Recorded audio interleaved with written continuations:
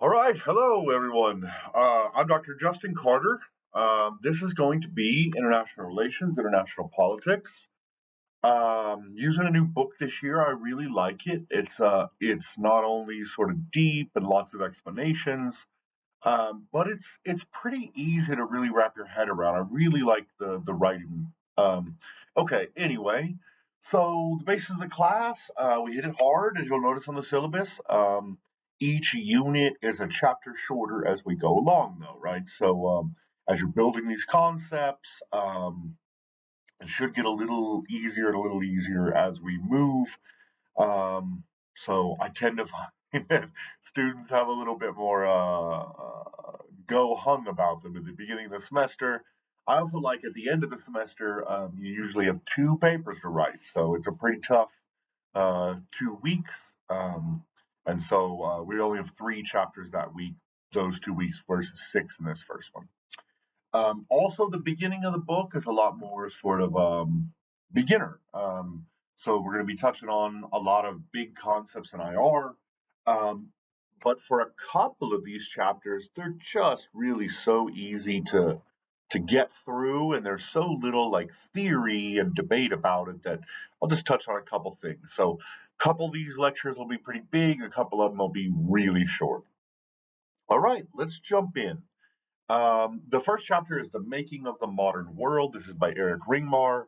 Ringmar's taught all around the world, graduated from Yale, graduated from the London School of Economics, taught in China for a long time, taught all across Europe. So, really interesting guy. All right, so this is basically just a nice introduction to the book, right? And some history about how we got to where we are with the modern nation state concept. So section one is about basically Ringmar says, look, we're going to take a state level perspective for the most part in this class, in this textbook, as IR tends to do, right? Um, the basis for IR was sort of the debate between liberals and realists throughout most of the 20th century, especially post Cold War. And so those are the two main theories in international relations, which we'll discuss pretty heavily. Um, so basically, like, how do the 196 states kind of, the count is sticky, but there's like 196 or so recognized ish states. um, how do they interact with each other, right? So we're not talking about world leaders and their psychology. We're not talking about generally the structure of the thing. We're not talking about international organizations or international law. Like, we will discuss all of those things. But for the most part, the idea is that states are competing. There are about 200 of them competing against each other in an anarchic system, which we'll discuss. Okay. Um, what makes a state we should talk about. There's a couple different agreed upon sort of categories that you have to check off, right? You have to have geography and territory, right? um, at least in the modern nation state, we have a generally agreed upon borders, right? There are questions about that. I would point out, like, say, China and Tibet, China and India, India and Pakistan when it comes to Kashmir, um, Ukraine and Russia, obviously. So, there are some iffy cases, but for the most part, territoriality is pretty integral. You got a capital city, you have a military, you have a government, which includes a bureaucracy, a court system, and like a policing system of some sort. And this all comes with sovereignty, which is like not only a characteristic, but also part of what all this is, right? Okay. And the chapter and the textbook, for in general, take a sort of an approach with a sort of Eurocentric approach, right? There are a couple different reasons for this.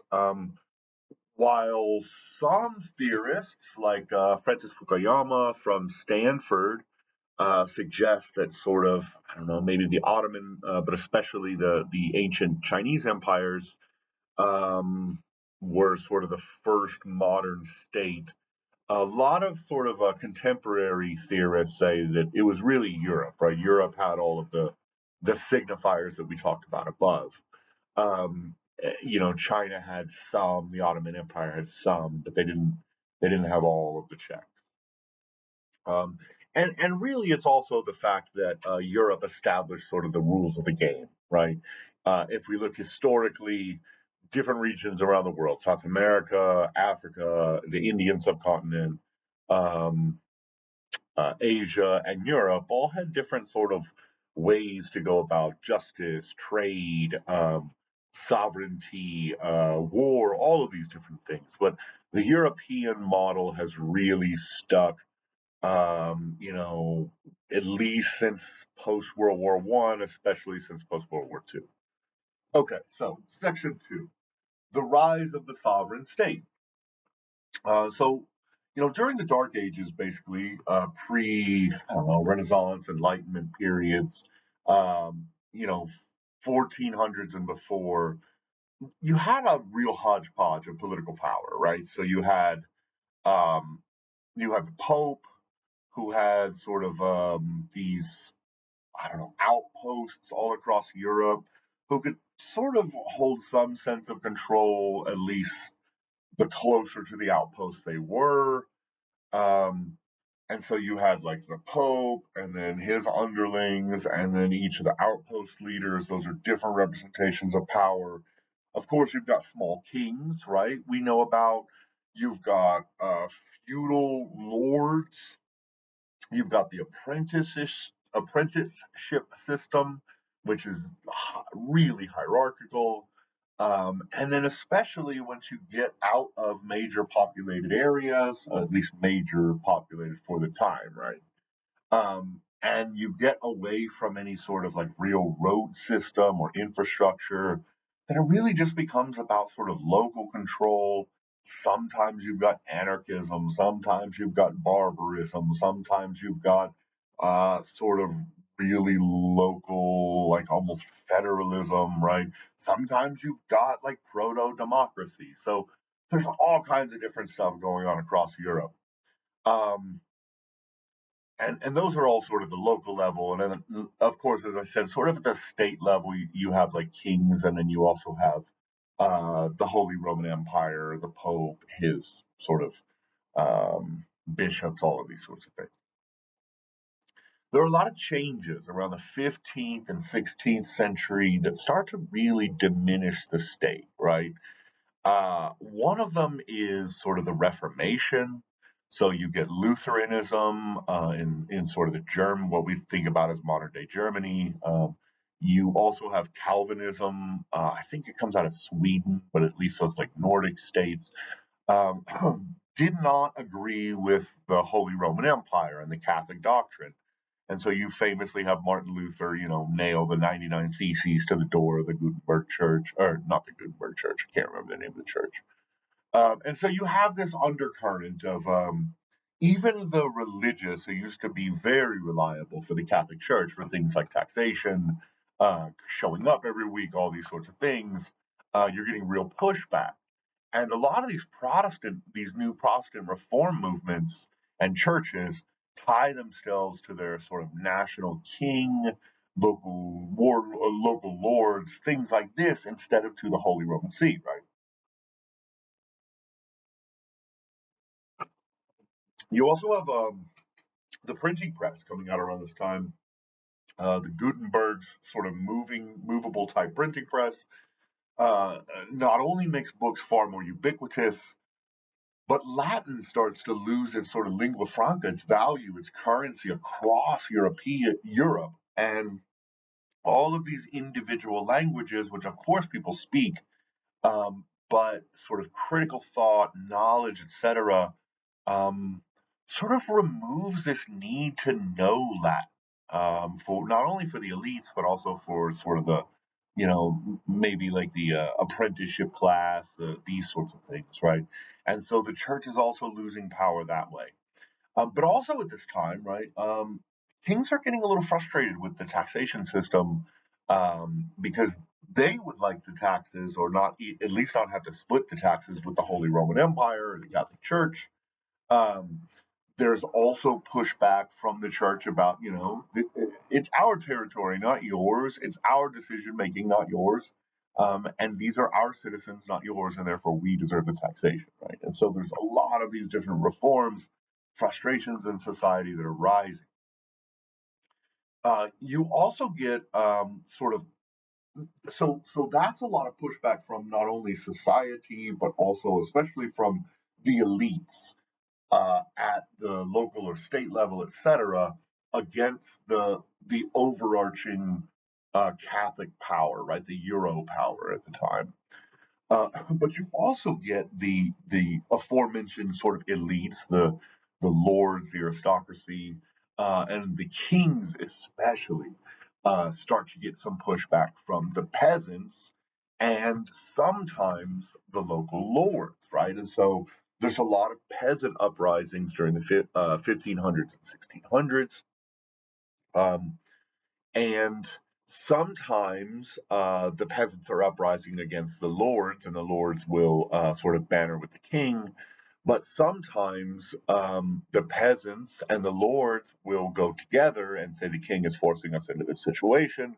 They're taxing us so highly that we're having to force you into this sort of work conscription or whatever you might call it. And so there's also frustration with the lords about, do we want a single overarching ruler over this giant territorial piece who will have military rights, conscription rights, taxation rights, maybe the right to just expropriate your land or your assets. I mean, all of these sorts of things. So there are concerns, right?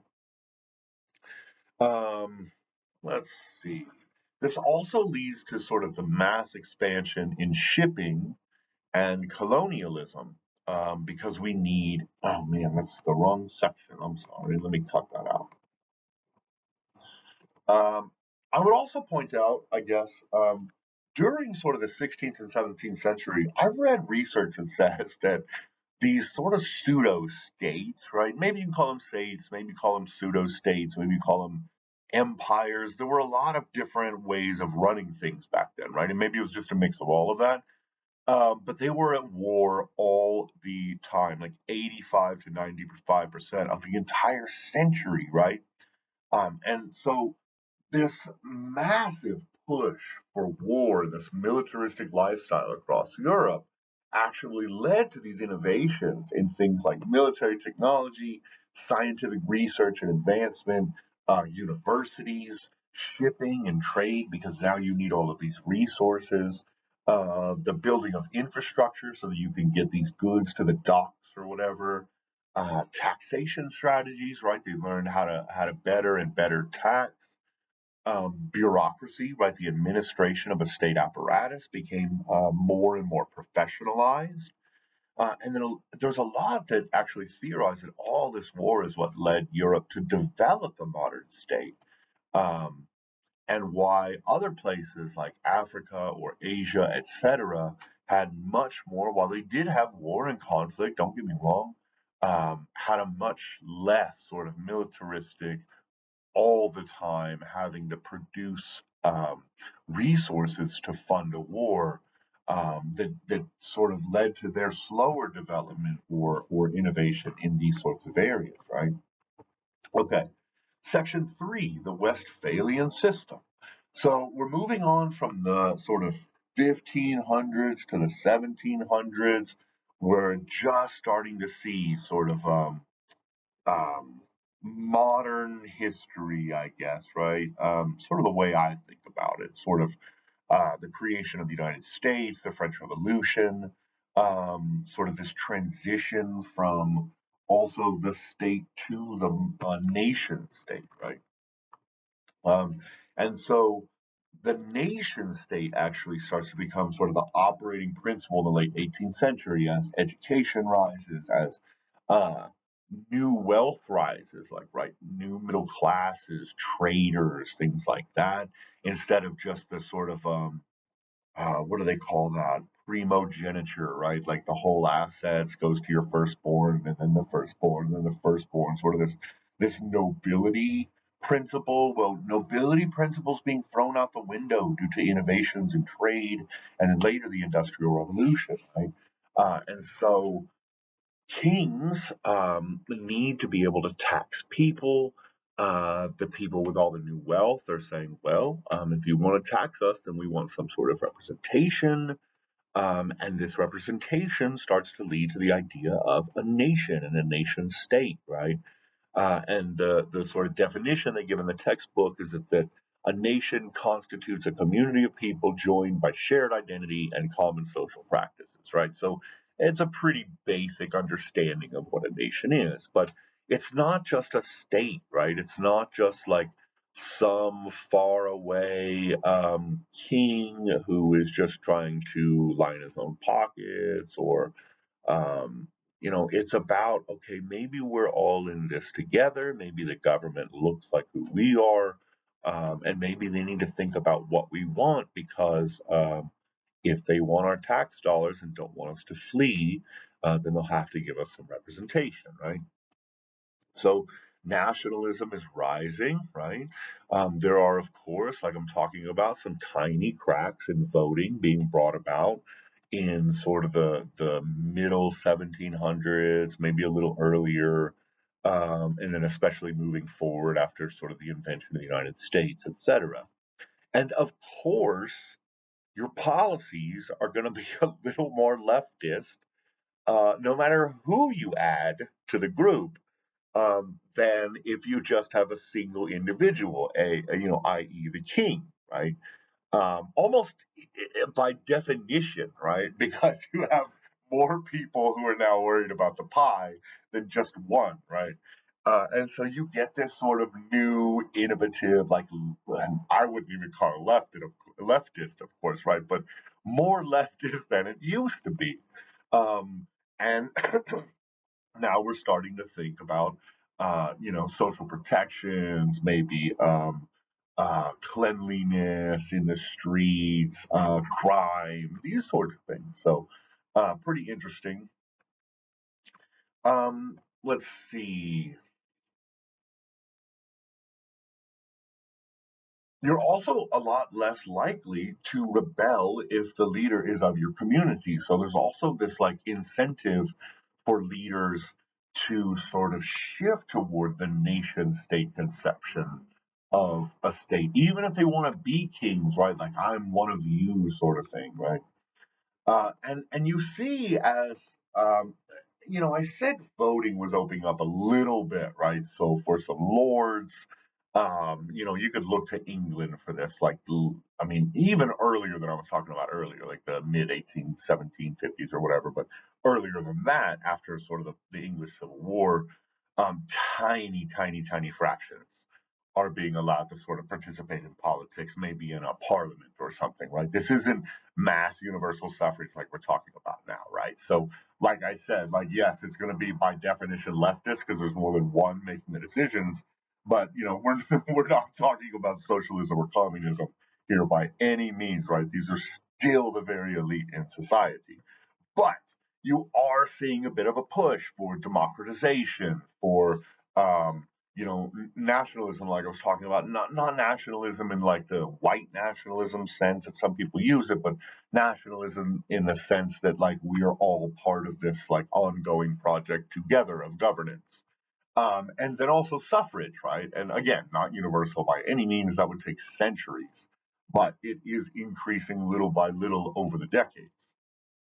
Um, Again, England would be a good example of this. They're making a shift towards empowering more lords.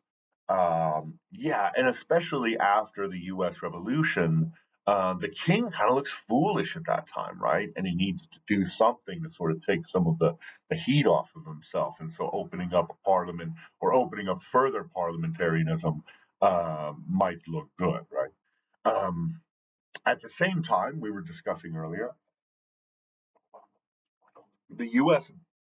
is beating off the English. So we're talking about the early 17 to mid 1770s. 1776, of course, we have the Declaration of Independence. We have the Revolutionary War for a few years. We finally overthrow the British. We signed the Constitution in 1787 and become sort of a new state. But also across the ocean, the French Revolution happens, right? And this is around 1789. And so you get this violent uprising of the peasants, right, against sort of which is called the Third Estate at the time, against the First Estate and the Second Estate, which are sort of the king, the aristocracy, the monarchy, and the church. Um, and the first and second estate basically had these land rights over the workers, basically, and you had to you the workers uh, had to work a certain amount of days for free for the landowners, right? And so there was a lot of frustration, especially when sort of starvation hits or there's a drought or things like this, right? And so, yeah, you're seeing these mass movements. You're also getting the Enlightenment writings of like Jean-Jacques Rousseau and some others at the time. And so there's just this mass sort of Enlightenment period going on. All of these different influences are coming together. So with nationalism and sort of the nation state concept, in lieu of the sort of empire concept of running a state or just the sort of state centered concept, you also see a bit of a shift from purely militarized goals and the lining of the pockets of the king and the elites, which of course happens even in any society basically, but there's a lot more focus on sort of cultural unification, right? And so these leaders are learning about maybe there's some incentive actually to, whether it might be genuine or not, convince the citizens that, we are a nation state, right? And so, there's this cultural unification project going on in the 1800s, especially 1900s, where it comes to things like language, art, culture, traditions, um, shared literature, shared history, things like this, right? And it not only sort of strengthens the military because we can see a bit of a shift towards voluntarism instead of a coercive call up of soldiers or troops or whatever. But it also tends to reduce internal conflict most of the time, right? Um, it can also cause conflict, right? Like by telling people like these are the only legitimate cultural practices, everything else is alien, right? So we saw things like that with the Holocaust, right? And I would point out like Joseph Goebbels' propaganda project under Hitler, right? Um, but there are incentives for leaders to sort of play this game. Let's see. I would also point out that like we only really touched on industrial revolution for a moment earlier, but um, when the industrial revolution kicks in, this sort of nationalistic perspective and this desire for political self-determination and voting and suffrage, whatever it might be, representation, etc., is sort of kicked into hyperdrive, right? And there's a couple of reasons for that, right? The We were talking earlier about like tradesmen and stuff, and becoming sort of the new aristocracy or nobility, whatever, and they're being able to push back against the king a little bit because the king needs taxation and all these things, and their land, excuse me, their assets are mobile rather than like land where the nobles are. Most of the nobility is based on agricultural and land appropriation over time. But with these new tradesmen, right, shipping industry and merchants and the Silk Road, say, or um, you're starting to get a new moneyed class. And so, a lot of theorists sort of point toward that as to being one of the major reasons for this breakthrough in nationalism and new political representation and parliamentarism, etc. So imagine that thought, but on hyperdrive now, right? So now you have not only shipping and trade and these sorts of things, which are pretty slow, but now they're being really kickstarted with the Industrial Revolution, with the urbanization that inevitably occurs due to industrialization, right? With new money flowing to the owners of capital or factories or whatever it might be, again, a lot of the time, this kind of stuff is mobile assets, right? Especially if it's not some giant sort of industrial project like drilling or these sorts of things. Say you're making garments, right? Which was a lot of sort of London. Um, that's really easily movable, as we've learned, in modern times, right? And this is why most of the garment factories in the world are in, let's say it, poor South American and Asian countries, right? Because the labor is really low. It's really mobile assets. And so it's not easy to be sort of taxed or whatever. So this is very different from land. So the hyper kick in of the industrial revolution gets new money being spread around all over the place. Capital is just exploding, and it's difficult to tax. And so the trade off was basically the monarchs are saying, all right, we'll give you some voice in the system if you'll pay some taxes. Okay, section 5. This is the last section. The Europeans and the rest of the world. Let's see. I would also point out that the Industrial Revolution also massively expands the colonialism project. So this is the triangle existed before, right? So you're talking London and Asia to the no, the western horn of Africa, to the Caribbean and the Carolinas, Georgia, etc. Back, right? So the slave triangle basically is what we call it, what historians used to call it. I'm not sure. It's probably a new term for it. But okay, so basically how it worked was industrial goods were being produced in Europe. They would take all of these sort of industrial goods and booze and ship it down to the western horn of Africa, right? Um, uh, Captured enslaved people were traded for those finished goods and booze and things like that. These people were taken to the Caribbean to work on sugar plantations generally. So we're talking about Haiti, Cuba, the Virgin Islands, etc. And also, like I said, to places like South Carolina, Georgia, and then in South Carolina, Georgia, they'd be sold off and traded for cotton and tobacco generally, but also wood. They needed resources, right? And metals anywhere they could find them on that route. But yeah, so this is how this sort of kick starts. It becomes even worse, sort of, because of the Industrial Revolution. And then during like World War One and World War Two, because of massive industrialization, because of the war projects, you also saw a lot of like brutal actions coming out of like mines, metals especially, but also things like rubber trees. Right before we had um, false rubber, or well, man, I can't even think about what you call it. Anyway, this new synthetic rubber, I guess you would call it. Before we had ways of synthesizing rubber, you had to draw the sap from trees, right? And so this led to some really devastating policies, especially in places like Brazil, but also Congo under King Leopold of Belgium.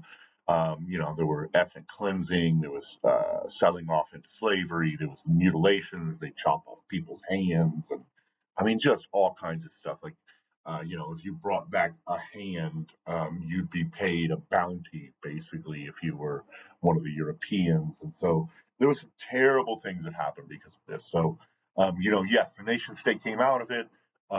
That's probably overall good than bad. I guess that's debatable, but a lot of the other stuff that came out of Industrial Revolution and this history of Europe also has a darker side, right? So, okay, you know what? I'm going to call it there. Thanks for being here. I know this was a long one. A lot of them won't be that long, but the first couple we really got to get into the deep stuff. So thanks for being here. I look forward to the semester. Have a wonderful day.